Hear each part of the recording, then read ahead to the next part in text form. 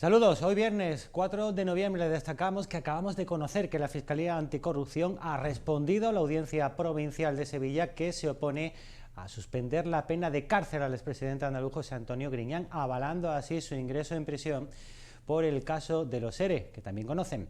La Audiencia de Sevilla había pedido al Ministerio Fiscal y a las acusaciones personadas que se pronunciaran sobre si debe suspender o no la pena de prisión para Griñán y otros 8 exaltos cargos de la Junta de Andalucía mientras se tramitan los indultos que se han planteado. El Tribunal Supremo confirmó el pasado mes de julio la condena a Griñán por el uso irregular de las subvenciones autonómicas para los expedientes de regulación de empleo a 6 años de cárcel por delitos de prevaricación y malversación, lo que les situó a un paso pequeño del ingreso en prisión. Y en la actualidad política le destacamos que la Junta pone en marcha un comité de expertos para guiar las decisiones del gobierno andaluz ante la grave situación de sequía que estamos padeciendo. Juanma Moreno advierte de que la falta de lluvias puede lastrar gravemente la economía en nuestra región. Si el COVID necesitó un comité de expertos, la grave situación de sequía en nuestra comunidad ha llevado a que la Junta nombre un comité que buscará respuestas para hacer frente a los problemas hídricos de Andalucía. Y es que la escasez de lluvias puede comprometer seriamente la economía, ya que 1 de cada 4 euros que generamos está amenazado por la falta de lluvia. Si sumamos el sector turístico, que es un sector muy pujante en Andalucía y que necesita de agua, piscinas, campos de golf, actividades acuáticas, todo necesita de agua, más nuestro potente sector agroindustrial, pues estamos hablando de que el 25% de nuestro PIB depende de una manera directísima de la capacidad que tengamos de este recurso tan necesario. La Junta advierte que todas las alarmas han saltado ya, no nos quedan alarmas por saltar, en una jornada en la que volvió a descender el agua de los embalses, situándose en algo menos del 30%. Es por esto que ya se ha puesto en marcha un plan SOS con 4.000 millones en obras hidráulicas previstos en 5 años hasta 2027. El presidente del comité de expertos será Fernando Delgado, profesor del Departamento de Mecánica de Estructuras e Ingenierías Hidráulicas de la Universidad de Granada, que dirigió el Pacto Andaluz por el Agua y que ha participado en el diseño de los planes hidrológicos de las cuencas comunitarias de Andalucía. Integran este comité otros perfiles universitarios como Emilio Camacho, Bartolomé Andreu, Juan Reca, Julio Verbel, Juan Saura, Pilar Ortega, Montserrat Pérez García y Ginés Parra. Somos empleados públicos para evitar conflictos de intereses de distintos ámbitos del conocimiento. El presidente ha tenido la oportunidad de conocernos a cada uno de nosotros.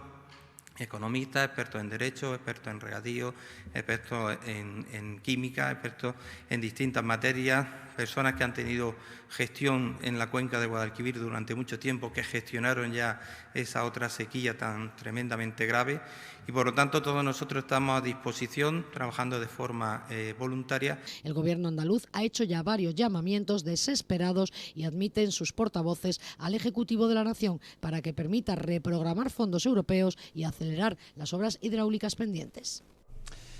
La Junta aumentará para el 2023 el número de plazas para personas sin hogar, que pasará de 18 a 36 en toda la provincia de Málaga.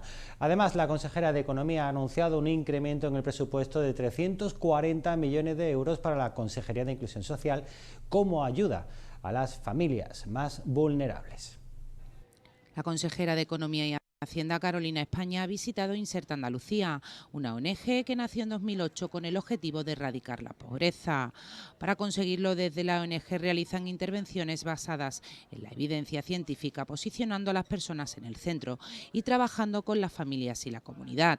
Nuestra estrategia consiste en el establecimiento de centros de día para niños y niñas con dificultades para promocionarlos en el ámbito escolar y luchar contra la pobreza económica. Durante su visita, Carolina España ha anunciado ayudas a menores que se encuentran en riesgo de exclusión social, con el aumento en la partida destinada a este fin en un 9%. Además, se aumentarán el número de plazas para personas sin hogar, el doble, pasando a 36. Desde luego nosotros somos conscientes de la necesidad de crear una red de protección, de ayudar a las familias, fundamentalmente las familias más vulnerables. Por eso desde la Junta de Andalucía Vamos a incrementar considerablemente el presupuesto del área de la Consejería de Inclusión Social. Tendrá un crecimiento de 340 millones de euros más, hasta los 2.700 millones. Estamos hablando de casi un 15% de incremento. La consejera ha señalado que para la Administración andaluza las políticas sociales son prioritarias y de ahí el crecimiento en los presupuestos destinados a estos fines y con el objetivo de crear una red de protección para las familias más necesitadas. Pues seguimos con la Junta, que ampliará la cobertura de los incentivos a la contratación indefinida que ya está en marcha. Estos incentivos oscilan entre 3.500 y 6.600 euros. Lo hace la Consejería de Empleo, Empresa y Trabajo Autónomo, que ha sacado información pública la modificación de las bases reguladoras de las ayudas a la contratación indefinida, de cara a ampliar su cobertura para que también puedan acogerse a estas subvenciones al empleo estable aquellos contratos realizados a personas que no estén en situación de desempleo. Este paquete de ayudas se abrió en octubre. Incluye subvenciones que oscilan entre los 3.500 y 6.600 euros por cada contrato indefinido que formalicen las empresas y autónomos andaluces y que supongan un incremento neto de su plantilla fija. Ya se han presentado 13.000 solicitudes para acceder a estos incentivos. El plazo está abierto hasta el próximo 18 de noviembre, aunque se ampliará esta fecha tope hasta el 2 de diciembre. Estas ayudas pueden solicitarse por parte de las personas trabajadoras autónomas, empresas privadas, entidades privadas sin ánimo de lucro y entidades privadas sin personalidad jurídica que desarrollen su actividad en Andalucía cuando la contratación realizada entre el 1 de abril y el final de la convocatoria suponga un incremento neto de su plantilla fija y se mantenga en un periodo mínimo de 12 meses ininterrumpidos. El contrato debe formalizarse con carácter indefinido o fijo discontinuo, a jornada completa o parcial, siempre que no sea inferior al 50% de la jornada completa, excepto en el caso de las personas con discapacidad, como medida de adecuación del empleo a sus capacidades. El Partido Socialista destaca que con la subida de las pensiones, salarios y la reducción del paro y la inflación, el Gobierno central demuestra que no deja a nadie atrás. Daniel Pérez insiste en que al impulso a la contratación indefinida se suma que más de 273.000 pensionistas van a recibir una subida de casi 100 euros mensuales a partir del próximo mes de enero. El secretario general del PSOE de Málaga destaca que la bajada de los datos del paro en octubre es muy beneficiosa y pone de manifiesto que el gobierno de Pedro Sánchez está demostrando hacer las cosas para no dejar a nadie atrás, subiendo pensiones, salarios, reduciendo la inflación y bajando el paro. En las medidas del gobierno de España, la reforma laboral está dando sus frutos y eso al final es algo beneficioso. Nos encontramos en estos momentos en una tasa de paro que está por debajo de los 2.900.000 desempleados, en este caso en el país. Esto es un dato que nos tiene que alentar a seguir trabajando para seguir bajando los datos de paro. Los contratos que se están creando son mayoritariamente indefinidos en un 70%. Además, insiste en que la subida de las pensiones va a provocar que los pensionistas tengan un aumento mensual de casi 100 euros a partir de enero, beneficiando a más de 270.000 personas que no perderán poder adquisitivo, ya que la subida es acorde al IPC.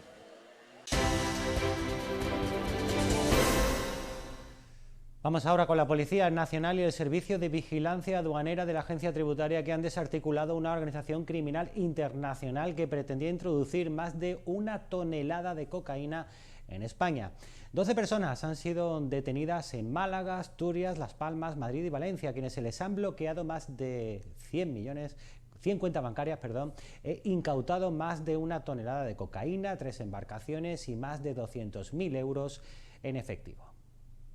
Agentes de la Policía Nacional, en una operación conjunta con el Servicio de Vigilancia Aduanera de la Agencia Tributaria, han desarticulado con la detención de 12 personas una organización criminal dedicada presuntamente al tráfico de cocaína a gran escala mediante veleros desde Sudamérica hasta España.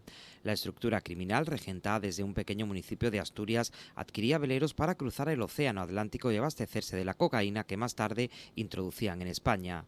Durante la operación se les ha incautado más de 1 tonelada de cocaína que viajaba en un velero abortado por el Servicio de Vigilancia Aduanera de la Agencia Tributaria el pasado mes de septiembre. Se han incautado 3 embarcaciones, más de 200.000 euros en efectivo y cerca de 50 empresas utilizadas para blanquear el dinero procedente de la venta de estupefacientes. Además, se les ha bloqueado más de 100 cuentas bancarias. La organización realizaba grandes inversiones en seguridad para tratar de asegurar sus comunicaciones internas y evitar de esa forma ser detectados. También hacían uso de tecnología puntera con el uso de móviles de última generación e incluso disponían de grupos integrados en la organización que realizaban contravigilancias cuando se producían reuniones. Además, habían creado 50 empresas que utilizaban como tapaderas para el blanqueo de dinero producido por la venta de droga. Para culminar la investigación se llevó a cabo más de una decena de registros por toda la geografía española, entre ellos en Málaga, llegando a desmantelar en Valencia un laboratorio empleado para separar la droga de sustancias legales.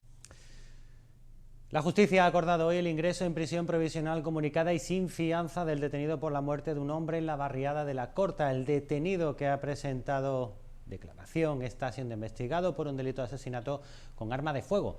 La causa la llevará al juzgado de instrucción número 11. El suceso ocurrió la noche del pasado 31 de octubre cuando varios vecinos alertaron de que se estaba produciendo un tiroteo en La Corta.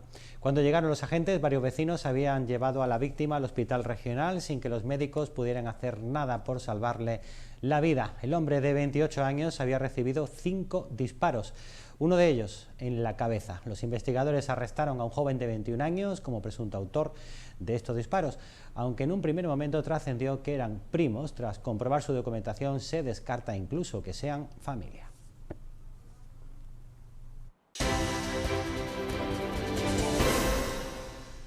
Málaga es la primera provincia andaluza en inversión extranjera bruta con 348 millones de euros. La localización geográfica, atractivos del territorio o la fácil adaptación de la ciudad de las personas que vienen de fuera son los principales factores atractivos de Málaga.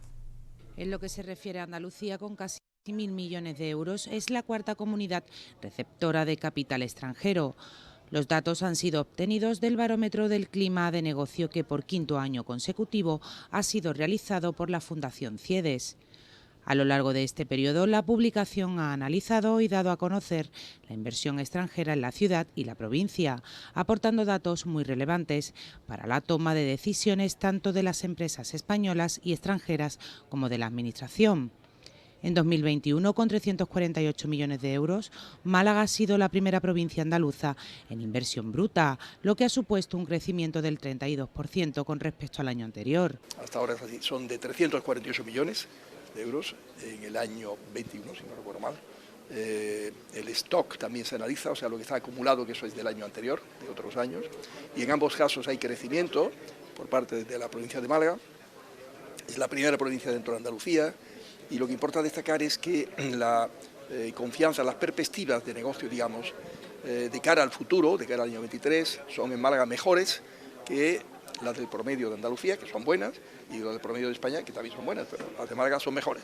Estamos hablando de que en el año 21 fueron 900, casi 1.000 millones los que atrajo a Andalucía, y en el contexto, como digo, de lo que realmente se queda en el territorio, ya estamos hablando de en torno a 12.500 millones de inversión extranjera que ya residen de forma estable en nuestra comunidad. Respecto al stock de inversiones extranjeras, Andalucía ha crecido un 15% en su posición inversora total de capital extranjero en 2020 con respecto a 2019. Las empresas extranjeras consideran que cerrarán este 2022 con importantes incrementos en la provincia. Para el próximo año las expectativas son iguales de positivas. Izquierda Unida y la hispano-cubana piden que se cumpla la resolución de la ONU y se ponga fin al bloqueo criminal a Cuba. Tan solo Estados Unidos e Israel, como siempre, votan en contra de levantar este veto. Izquierda Unida muestra su satisfacción porque la ONU nuevamente ha vuelto a mostrar el apoyo al pueblo cubano y a denunciar el bloqueo al que tiene sometida a Cuba desde hace más de 60 años. Los Estados Unidos, junto a Israel, se quedaron solos en la votación que tuvo lugar en la última Asamblea General de la ONU frente a un brutal bloqueo que impide que al pueblo cubano le lleguen productos básicos y otros imprescindibles, como el líquido para conservar los órganos para un trasplante. Son medicamentos, son los laboratorios, es productos básicos como alimentación. Es un bloqueo criminal, injusto, que no nos cansamos de condenar y de mostrar el apoyo al pueblo cubano. Ayer lo dijo la ONU, 185 votos a favor con 2 votos en contra. Y 2 abstenciones, curioso, Zelensky y Bolsonaro. La Asociación de Amistad Hispano-Cubana insiste en que es el momento de cumplir la resolución de la ONU y poner fin al bloqueo criminal e injusto. Manifiesta su alegría por el resultado de la votación de la Asamblea General de la ONU que condena el inhumano e ilegal bloqueo de Estados Unidos a Cuba desde hace más de 60 años. Cuba pierde aproximadamente 5.000 millones de dólares al año por culpa del bloqueo. Es decir, eso es una cantidad que en un país pequeño de 10 millones de personas es una enormidad. Y eso, el bloqueo está condenando al hambre, está condenando a la muerte a muchos cubanos que no pueden acceder a medicinas que tendrían si no hubiera el bloqueo. Hay que dejar que Cuba sea soberana, libre e independiente y que por sobre todas las cosas nuestro país pueda disfrutar de amor, de felicidad y que nuestro pueblo, que tiene el mismo derecho que el resto de los países del mundo, puedan disfrutar de esa libertad tan ansiada sin bloqueo. Y es que con la de ayer son ya 30 las veces en las que se ha sometido el bloqueo a Cuba a votación en la ONU y las 30 veces Estados Unidos ha perdido y ha sido condenado por el bloqueo a Cuba. Fueron 185 votos condenando dicho bloqueo y solo 2 votos favorables, Estados Unidos e Israel, que se quedan solos en la comunidad internacional. Otras noticias en formato breve. La Seguridad Social ha tramitado en Málaga 11.467 prestaciones por nacimiento y cuidado de menor en los primeros 9 meses de 2022, cifras que la convirtieron en la segunda provincia de Andalucía en número de prestaciones tramitadas, representando el 18% de las mismas. El gasto asociado a esta ayuda entre enero y septiembre ha sido superior a los 710 millones de euros, un 7,4% más que en el mismo periodo de 2021. La consejera de Salud y Consumo, Catalina García, reconoce la falta de profesionales de atención primaria en Andalucía. Este déficit, ha dicho, se sufre especialmente en las zonas de difícil cobertura y en el ámbito rural. Para paliar esta situación y contribuir a la mejora de este servicio, la Consejería de Salud seguirá avanzando en la implantación de la estrategia de atención primaria en la comunidad. El número de viviendas terminadas en Málaga cae un 51% por el impacto de la crisis de suministros. El Colegio de Arquitectos achaca el descenso a los estragos de la crisis energética y de materiales y a la falta de mano de obra cualificada. La cifra de visados de obra nueva crece hasta septiembre un 28% y superan los 5.100, aunque casi sin presencia de VPO, ya que se está construyendo muy por debajo de las necesidades.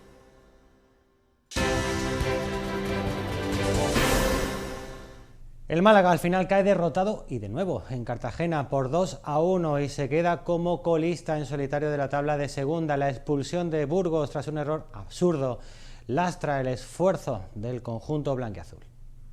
La revolución en el 11 de Pepe Mel, que dejó 4 titulares con respecto al último partido, no fue suficiente para que el Málaga sumara en Cartagena.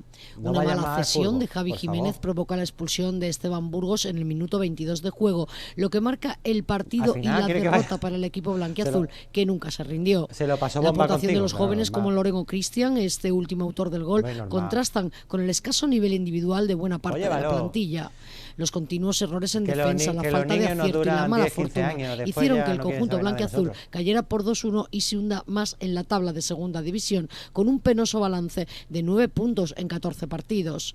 Pepe Mel, que valoró la actitud de lucha de su equipo y el apoyo de la afición, intentó dar un mensaje de unidad tras la derrota en Cartagena. A partir del minuto 22 las cosas se nos han complicado mucho porque es mucho tiempo con uno menos. Creo que hoy me voy a pensar solo en lo positivo que hemos trabajado como equipo, que hemos estado juntos, que nos hemos ayudado, que hemos sabido sufrir. No nos ha dado para llegar a la orilla, pero yo tengo que estar orgulloso de los jugadores porque era un sitio difícil para quedarte con uno menos. En la próxima jornada liguera, que tendrá lugar este domingo 6 a las 6:30 de la tarde, el equipo recibirá al Real Sporting de Gijón en la Rosaleda.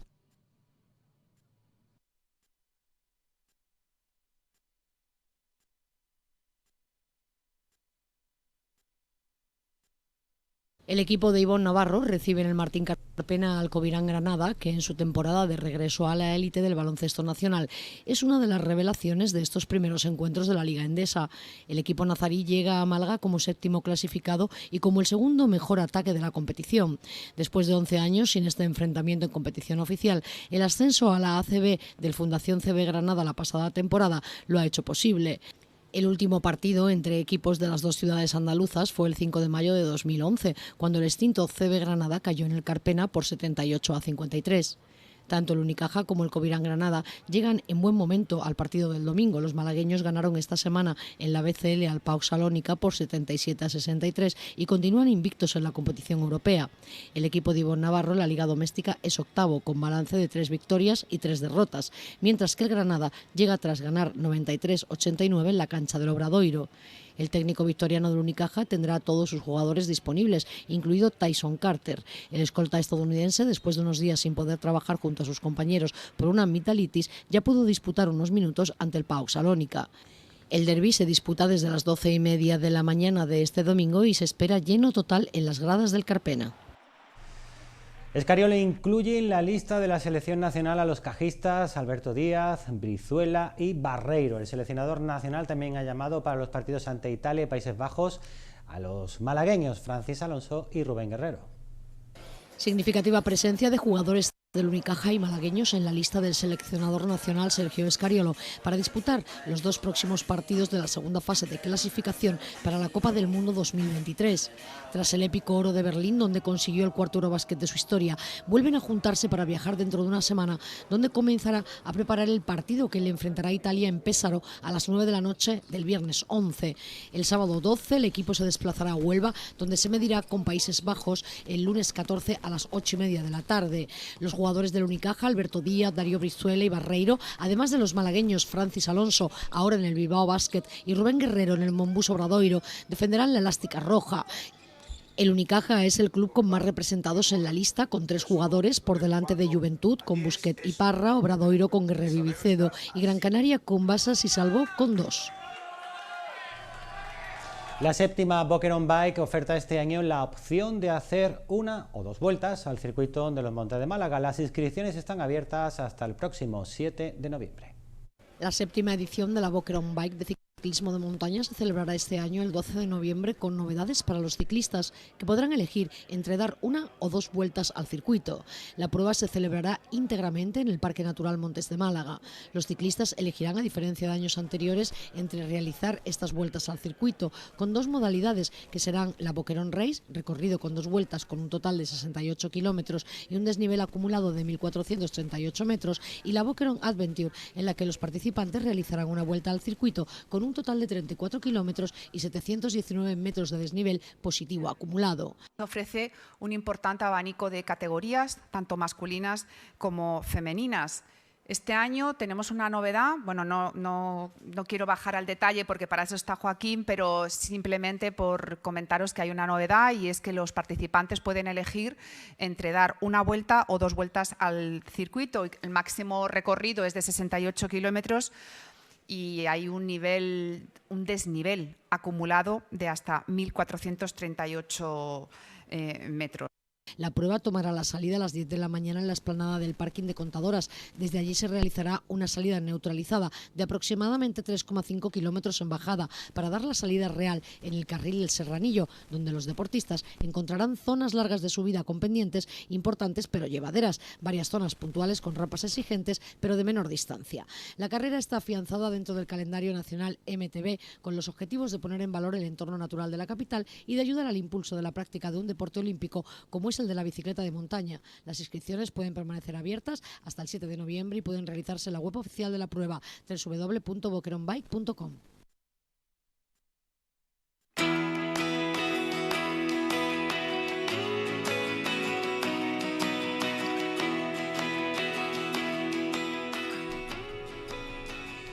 Pues aquí tienen la climatología para esta jornada, la habitual de toda la semana. Calor, máxima entre 27 y 12 grados y nubes bajas o intermedias.